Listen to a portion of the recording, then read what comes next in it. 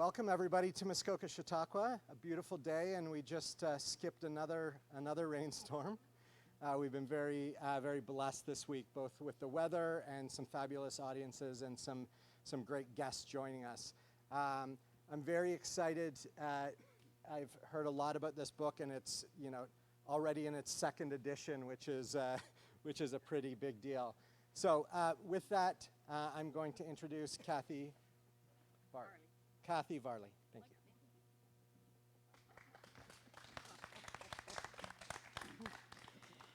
Thank you, Sean, and thank you all for coming this afternoon. And thank you, Muskoka, Chautauqua, for letting us be a part of it. I think Karen Lang maybe had a little bit to do with that, so thanks, Karen. We're here to listen to stories about Muskoka's treasured islands, and I have with me 3 of my 17 favorite authors from the first book. First, there are some authors in the audience too, so if you've contributed to the book, if you just raise your hands, please, and people can have a look around. John Beckett, Karen, great.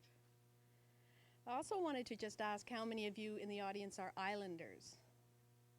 Oh, look at that. As John Moses put in his stories, we are a hardy bunch, so thank you all for coming, and I think you'll all find something familiar in these books about your experiences. I've had the privilege, now I'm going to get nervous and shaky voiced. I've had the privilege of cottaging on Wellesley Island, which has been in my husband Selby's family for 142 years. It's quite spectacular. We don't say we own it, we say we're the stewards of the island. This book came to be after another island dinner with island friends, and one of the readers here, John Moses, was telling us a story about a raven. I'm not going to tell you any more about that story because he may be talking about it and it is in the book. But when I got home, it occurred to me that he had that wonderful story. I'd heard many stories from my husband and his father, and I thought there's got to be hundreds of stories similar to that out among the islanders. I decided to put the word out and ask people for their stories. I was looking for the anecdotal stories that people pass on to their children, and then a weekend or two later they hear their children telling their friends that same story, those stories that have a long, long history. I got quite a few of those, which are fun to read, but I also got some fascinating histories of the generations of Muskoka families on the islands. I convinced myself that if I got 20 stories from this effort, I would put it in a book. Well, the first book has 26, and before it was even out in print, I had authors suggesting that they wanted to do a story for the second book, and that's why the second book has come out. As I said, with me today are 3 of my 17 favorite authors from book number 1. After each of their readings, if you want to ask any questions, please feel free to do so. And at the conclusion, please feel free to purchase one or both of our books at the side table. $3 from each of the books sold is going to be donated back to the Muskoka Chautauqua program. Now it gives me pleasure to introduce our first reader, John Moses. And from his bio, I will read, John had the good fortune to have great-grandparents on both parents' sides who cottaged in the Indian River by the canoe cut at Port Carling, and on the west side of Tobin Island by Moses Point. A love of flying turned into thousands of hours of northern wilderness commercial bush piloting and mineral prospecting ventures in the Canadian Shield, which helps to explain some of the unusual details to be found in his short story. John Moses.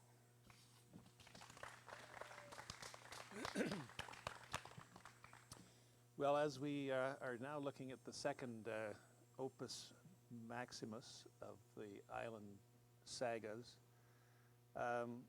we're starting to see a real confluence of people and vintages showing up, and it struck me as I looked at the second volume that I was seeing Rick Terry and Ian Turnbull, and I realized that we were all getting to be of an age where we better start writing some of this stuff down.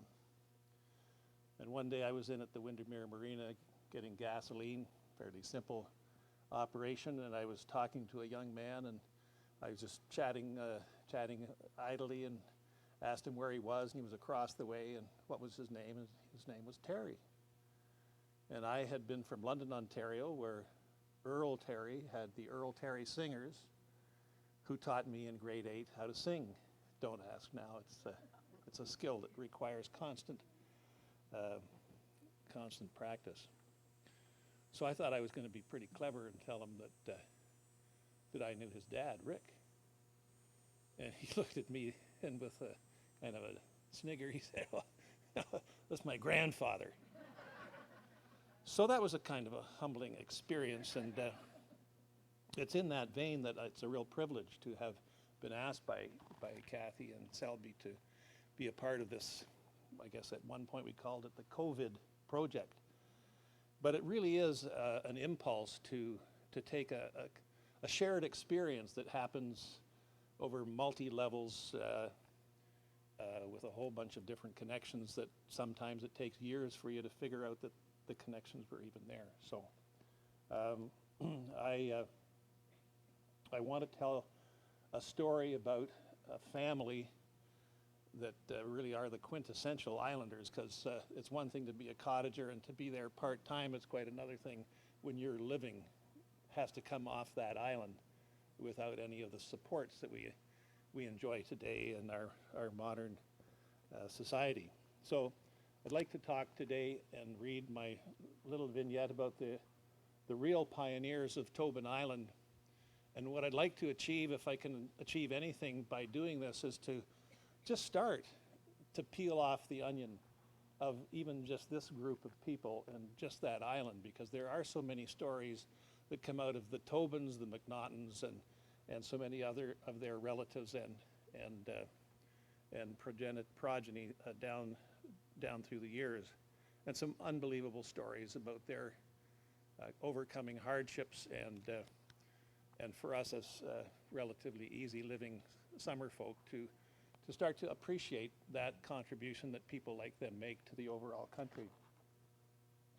So I'd like to say that the Tobin family, the original settlers of Tobin Island, Lake Rosso, Muskoka, were granted the island by Canada's first Prime Minister, Sir John A. Macdonald, and originally there was a North Farm and a South Farm.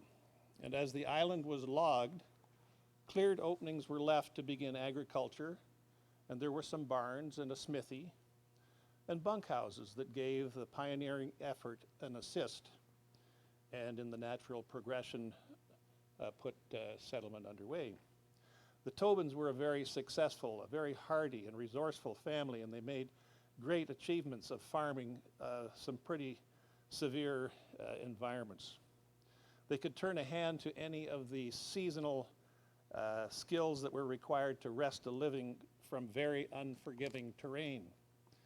There was a great apocryphal story about a Tobin being allegedly on the lam for a manslaughter rap in the Kingston area, but he was such a highly regarded neighbor by the time he'd become established here in Muskoka that by the time the officers of the Crown came around looking for him, nobody would turn him in. Along would come others, Bisnets, Sills, Hayes, and the McNaughtons, to marry into the original Tobin family. And they were the Tobin relatives, the McNaughtons were the Tobin relatives that were most closely associated with my family during the years that we spent growing up cottaging back in the 1950s.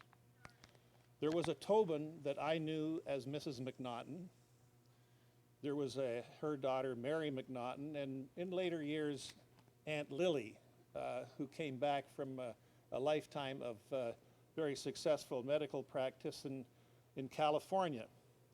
There were the Sills, George and Teresa and family. They were real standouts. George was an electrical engineer, and the tales that were told of his fearless travels into headhunter-infested jungles and every kind of peril were standouts. When he went to service remote hydro sites and power dams in the most dangerous corners of the world, and where mere mortals like ourselves would fear to tread. The artistic career of their daughter Darcy exemplifies the character-building DNA rooted in the pioneering legacy from the Tobin Island soil. Cortland Hay, another branch of the Tobin sept, who farmed the southern acres of Tobin Island in the summertime, also worked in the Timmins gold mines in the off-season, where he was credited with saving many lives when his quick action at the failure of the main hoist of the mining operation was the stuff of legend. To the summertime Moses cottagers, the McNaughtons were our royalty. We envied them their year-round domain on Tobin Island. We envied them their knowledge of the medicinal plants and wildflowers, quiet walks. They knew where the deer and other animals and wild creatures could be seen. Mrs. McNaughton had 13 babies, all born on the island. They were the keepers of the secret location of the Aboriginal grave sites on the island, entrusted by the band to keep them safe from inadvertent desecration. Most of the Tobin descendants had seen active service in the World Wars. Mary's brother John, after whom Johns Bay in the north part of Tobin Island is named, had been one of the celebrated Devil's Brigade that had struck fear into Hitler's iniquitous heart as they fought with lethal effect behind the lines in the Second World War. But never a word of these exploits from his lips until a group of multi-starred generals converged from Washington and Ottawa to round up John and some of his surviving brigade members in order to present them with service medals in honor of their intrepid service. This was in a televised session years after the war itself was long over. Mary, who had seen active service herself overseas, settled back into Tobin Island life, caring for her mother and in her advancing years, as Mrs. McNaughton had cared for the 13 of them years earlier.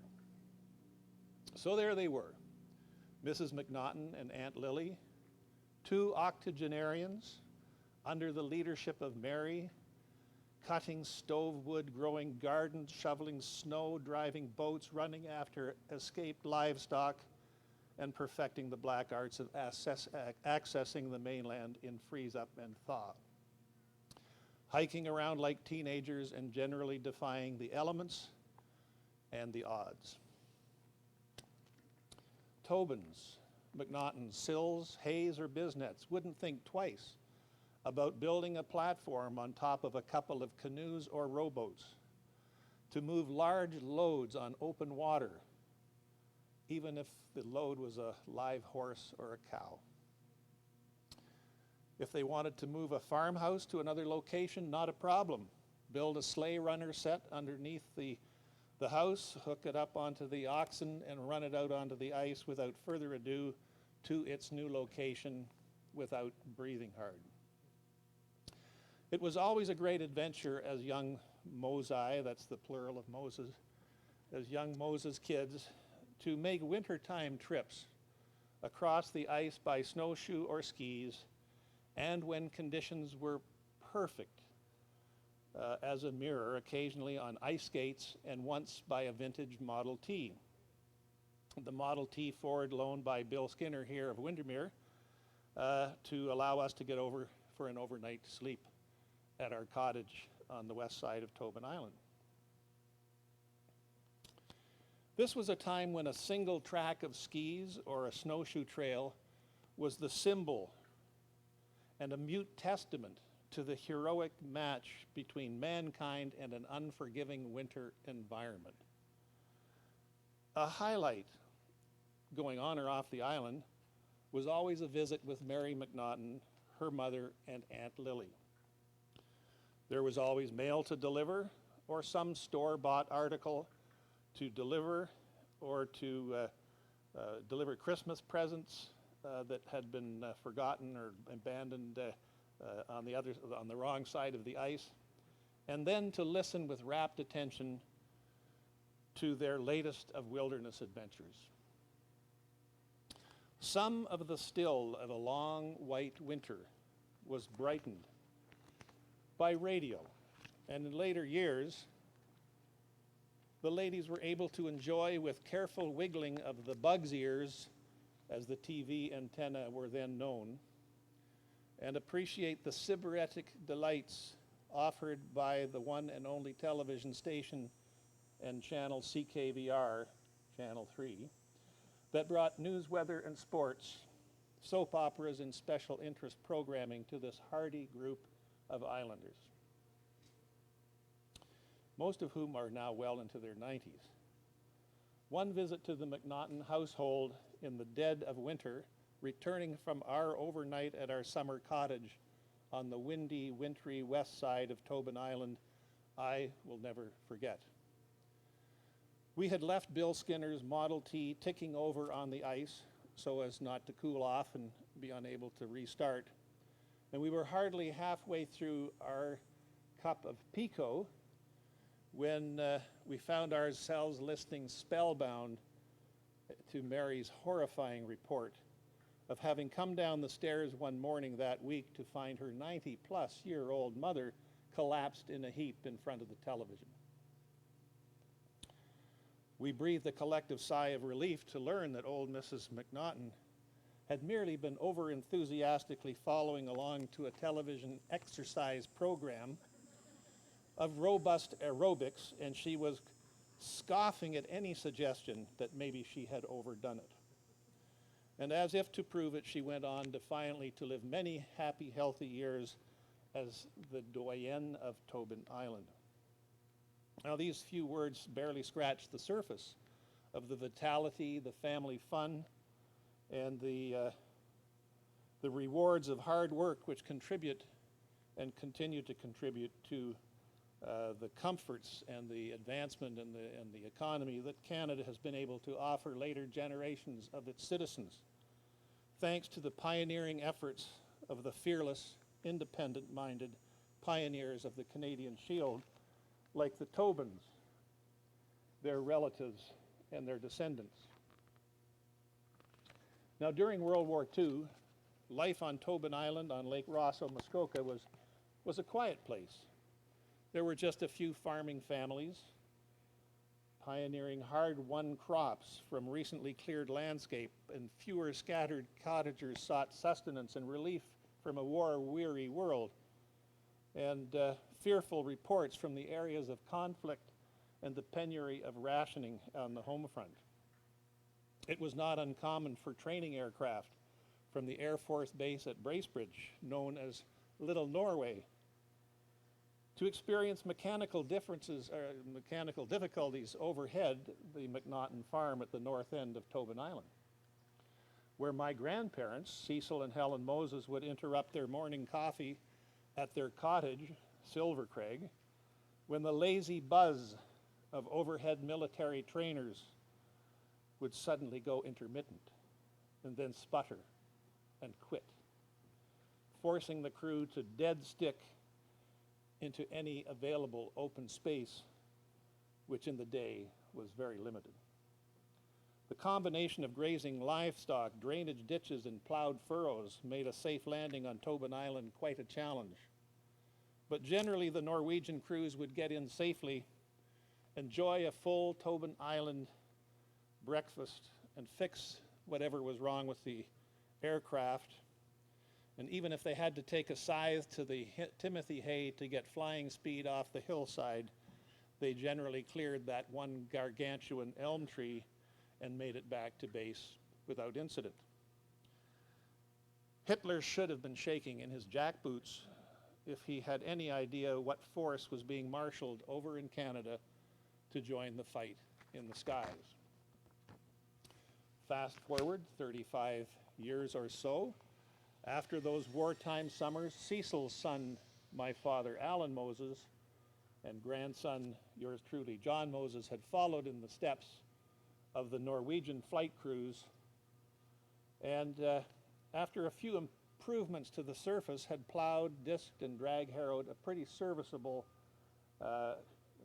grass landing strip for our fabric and tube short takeoff and landing Piper Super Cub, which made flight seeing for family members and guests visiting Silver Craig and the travel time between our city home in London, Ontario, a fraction of the time that it used to take. The one inconvenient legacy from Little Norway flying crew emergency landing days was still the magnificent elm tree that was easily 100 feet high and wide, that spread majestically across the western sky right in the departure path of the prevailing wind. And while Dad and I we prided ourselves on our expertise in short takeoff and landing skills and the superb climb-out qualities for which the Piper Super Cub is celebrated, there were enough heart-stopping takeoffs where there was an uncomfortable distance between the upper branches of this lordly remnant of the original old first-growth forests, although it was being impacted on by the ravages of Dutch elm disease, and sadly, it finally claimed the tree. So the decision had to be made. Sadly, the tree had to come down, and now that the issue of safety was clearly going to trump the existence of the tree because it was now no longer alive. It took me weeks of chainsaw work and tractor loads of sawn firewood that I would take the quarter-mile back to the cottage. This left me with a massive stump that was easily 4 feet across and 5 feet in height, with enormous gnarled roots that were exposed out of the ground as if to be able to house a whole village of hobbits. Clearly my work, in spite of the dozens of stove and firewood cords piled back at the Silver Craig cottage, my work was far from done. The benefit of clearing the tree, respecting aviation safety, also required being able to clear the stump in such a way as to be able to pass over it with a tractor and a mounted brush bowl to not leave a riotous tangle of rocks and roots, and to be able to stop other trees and to keep the grass short enough to be a useful extension of the runway. In the days before Canada required a great tightening of the regulations respecting the use, the storage, and the training of industrial explosives, anyone, such as myself with a valid prospector's license, was able to buy and to use blasting caps in various combinations of trinitrotoluene, TNT, in sampling and general prospecting activities to sink pits, shafts, adits, and other methods of sampling the metallic possibilities of mineral prospects and mining claims. So in a locked and safe storage facility north of Timmins, I just happened to have a quantity of 70% foresight that was surplus to my immediate needs, and I thought it might just do the trick in removing that plump obstruction. In combination with my closer inspection of the foresight, it looked like an even better idea to use it up. What with beads of sweated nitroglycerin forming on the outside of the paper cartridges, which was displaying the telltale signs of developing instability and showing that some of the sticks were getting to be well past their best before date. I came up with the flash of genius as to how to ensure that I could reduce the troublesome elm stump to a smooth patch of ground that any self-respecting lawnmower would take delight in smoothly passing over. So back to hours under the hot summer sun with a long-handled shovel, it was my plan to drive a tunnel between the oversized roots to get way back into the center of this beast-sized stump and place the charge as close to the middle of its mass as possible.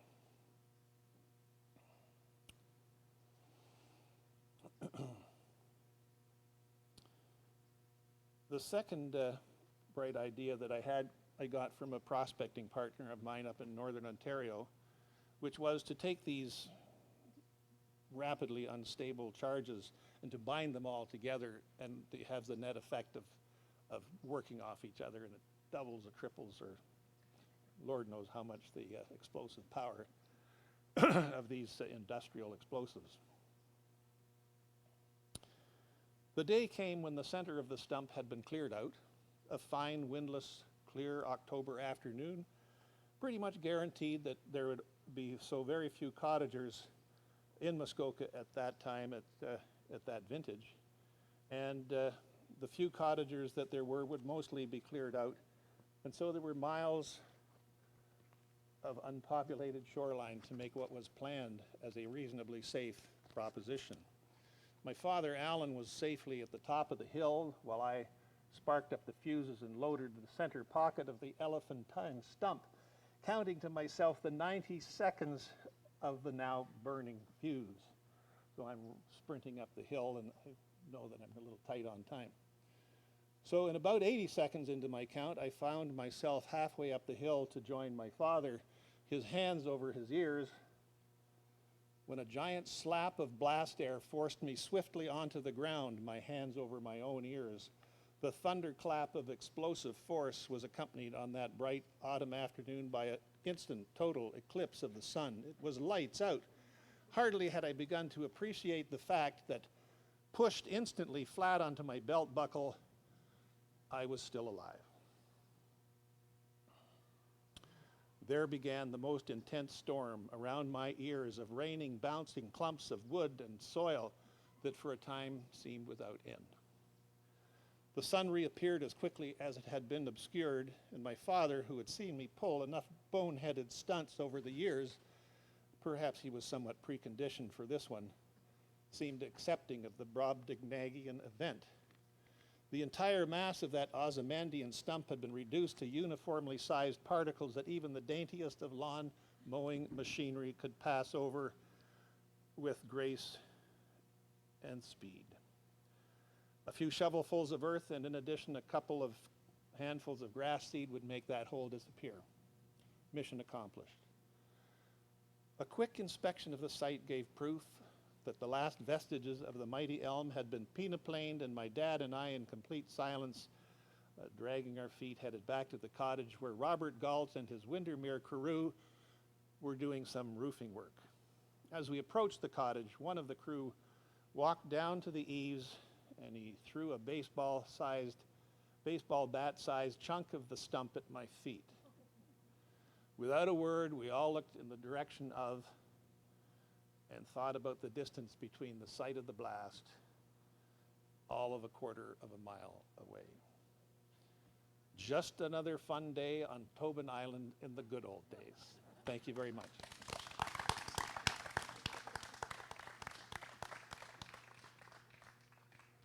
Thank you, John. I think Selby's ancestors heard that on Wellesley Island as well. So our next speaker is Carol Moore-Eade. Carol had her first book published as author and photographer when she was 25 years of age, Canadian Architecture 1960-1970, and it won the Canada Book of the Year award. She's had a notable career as a director, writer, and executive producer of television and film for CBC TV, as well as for BBC, PBS, Discovery Health, and NHK Japan, and other North American and international broadcasters. Her work has included drama, arts documentaries, performance, opera, current affairs, and medical science. Her photography has been published in numerous books and magazines worldwide, including Time Magazine, Canadian Interiors, and Cottage Life. Always interested in history, Carol produced and directed Images of Canada, a 5-episode documentary on the social and cultural history of Canada. In 2008, she founded the Cabbagetown Regent Park Museum, which she still chairs. It has won 2 Heritage Toronto Awards. In addition, she is preserving the history of the family island in Muskoka, which has seen 7 generations within its shores since the late 1870s. She purchased her own heritage home in 1973, where she resides with her husband, Jim Keffer, and their dog, Diva. Carol, thank you for coming.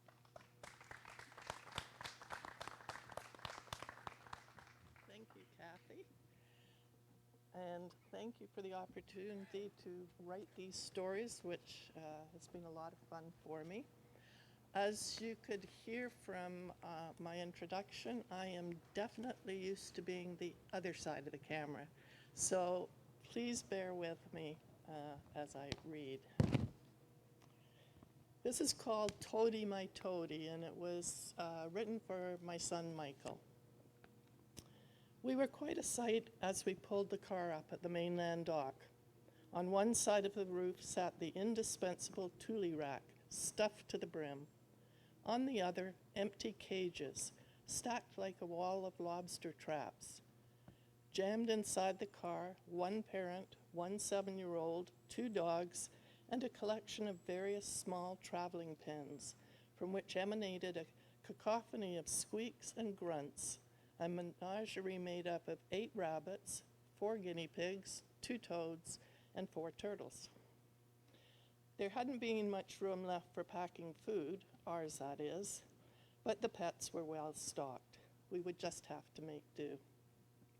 The next stage involved unloading the car and pets, while at the same time trying to dissuade my son Michael from rushing across the road to the Royal Island Pond to collect yet more critters. Meanwhile, the dogs, seeing Michael's exit as an invitation to escape, and both being of the water-loving kind, had made a beeline for the lake. There they swam ecstatically in circles, while all the time barking in wild excitement. This startled a family of ducks that each evening, routinely and perilously, crossed the causeway for a leisurely and quiet swim in the lake.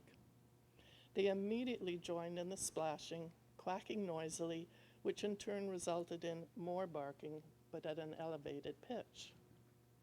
"Come on, Michael, put that frog down. No, it cannot join us. Give me a hand." Everything needed to be unloaded from the car and reloaded into our inboard outboard. The first challenge was climbing onto the tilted dock surface caused by the annual ice upheaval. It was followed by maneuvering along the narrow strip of surviving dock. It was a bit like doing a tightrope walk over Niagara Falls while carrying a month's worth of groceries. By now the squeaks had shifted from general guinea pig chatter to higher-pitched squeals. They seemed to be telling us that a journey over water was not acceptable. In the meantime, the dogs had given up hassling the ducks. Chasing each other in and out of the water, they only stopped long enough to shake vigorously over the clean laundry still waiting to be loaded. Finally, after several retries, we were all aboard along with 2 soaking dogs. The prayers started next. Please may the battery not be dead. Please may the spark plugs not be dirty. Please may the boat start. And once it does, may we not lose any cargo in the crossing. We set off. The cages were piled high on the front deck, and the rest of our belongings towered above the gunwales. Michael, oblivious to the potential perils, screamed with joy. I was apprehensive about huge waves hitting us broadside in the open water, or finding ourselves in deep troughs that would cause the boat to rear and buck like a wild animal.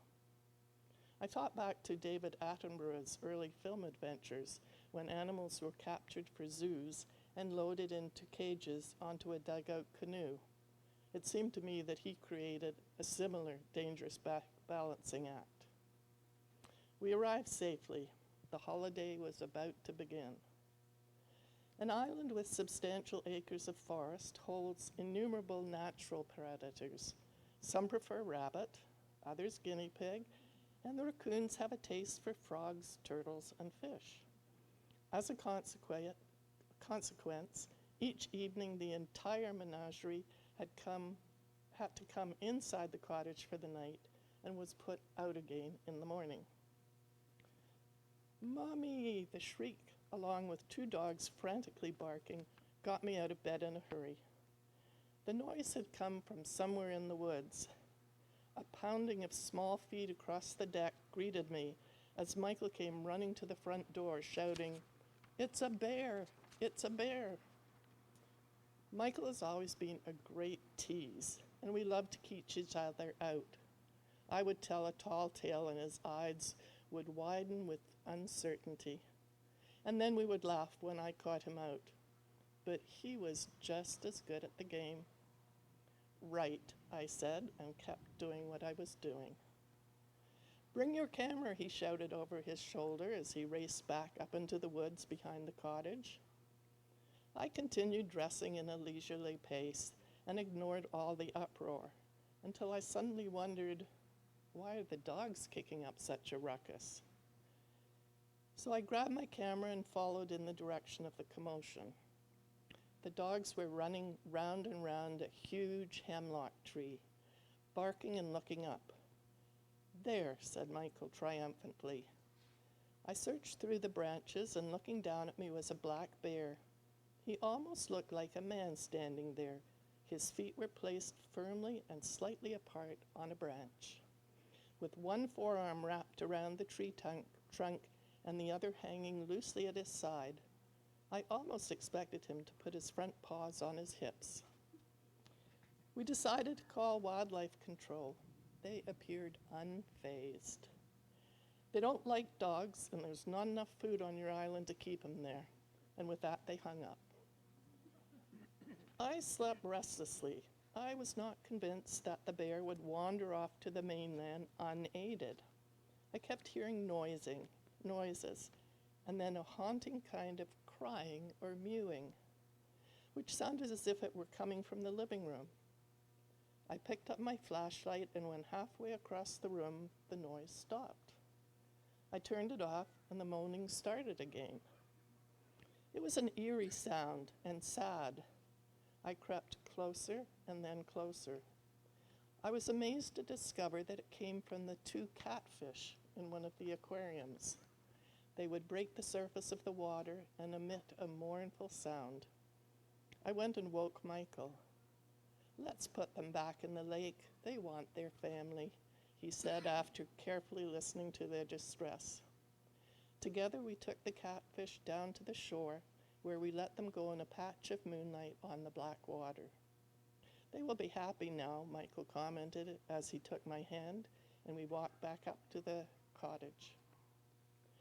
Of this entire menagerie, and you're not getting all the other animals in between, Michael loved his toads the best. Toads have character and can be taught things. This is less so with rabbits and guinea pigs, although toads are definitely not as cuddly. He kept them together in a single aquarium filled with pine needles and a variety of moss. Each had a distinct personality. Toady was stout with short legs. He waddled when he walked rather than hopped. He looked at you with intelligent and all-knowing eyes, not unlike Mr. Toad from Wind in the Willows. Henry Hopper was thinner, so he could hop rather than waddle. He was more retiring in nature, and one might even say downright lazy. One day Michael wanted to take Toady for a walk down to the dock to look at the water. He carefully lifted him out of the aquarium, leaving Henry Hopper behind, and placed him in a small kitchen plastic container atop a piece of moss. He trotted off cheerfully, with me following behind. Unexpectedly, he tripped. I've lost Toady. Michael was quite distraught. Toady has to be close by, I assured him. He can only waddle, so he can't have gone far. We searched, and suddenly I noticed something white lying beside a boulder. I went closer and discovered it was Toady, on his back, belly skyward, and his 4 legs splayed in every direction. He was not moving. I quickly turned him over and rearranged his legs. Here is Toady, I said, trying to be cheerful. I did not know how to tell my son that his favorite toad was dead. I wondered if I could find a look-alike substitute without him knowing. However, Michael was too smart for that trickery. Anyone who could name 33 rabbits, numerous guinea pigs, and other critters, and tell them all apart was not going to fall for any toad exchange. I had to think quickly. He was gazing up at the underside of my cupped palm, which held his toad. Let me see him, he pleaded. I lowered my hand to show him. "But Toady isn't moving. He's not looking at me," he whispered. "Don't worry," I said. "He's just resting after having a bit of a shock." Michael gently took the toad from my palm and raised him up until Toady's nose was close to his lips and gave him a loud kiss. I do not think it was the kiss of life. "Toady, my Toady, I've killed you," cried Michael, heartbroken. We went to the toad aquarium and I gently put Toady inside and carefully tucked his legs underneath him. He wobbled and fell over. "He's dead, I know he's dead," Michael cried. "He is not dead," I said firmly, while propping up the toad between two large pieces of moss. "We will just let Toady sleep for a bit. I hope that by morning the loss of Toady would have lessened." "Mummy!" I was woken up again just as the sun had risen. I wondered what disaster had befallen one of the animals this time. "Toady's alive, he's alive, come and look," Michael shouted joyfully. I got up and went over to the aquarium. Henry Hopper was sleeping peacefully. Then I saw a movement out of the corner of my eye. It was Toady. He had been concussed. He looked up at me with his large, knowing eyes, and then, I swear, he winked. Thank you.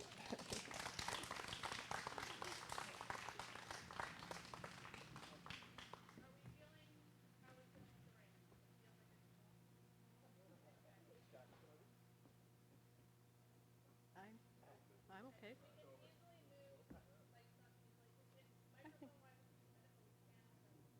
I'll be quick. Yeah. Yeah. I have one more speaker to introduce, but first I was forgetful. The second book of Treasured Islands was very generously illustrated by Karen Lang. So thank you so much, Karen. Our third speaker is Al Manchie. Alan Manchie. He's a fourth-generation Muskoka cottager on both sides of his family. His maternal grandfather, Joseph McCarthy Vaughan, bought Sweden Point on the west side of Tobin Island in 1920 and renamed it Linger Longer. Alan had a 32-year career in communications with Ontario Hydro One, and ran on Hydro 1's media relations functions for many years until his retirement in 2013. He writes children's stories and still gets calls from cottagers during outages asking when power will be restored. Alan Manchie.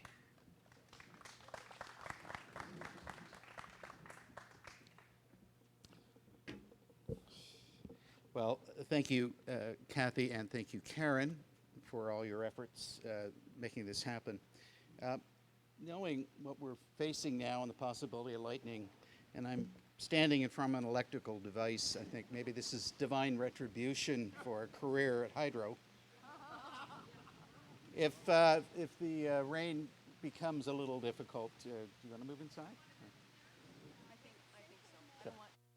Okay. Yeah. Okay, we're going to move the show inside.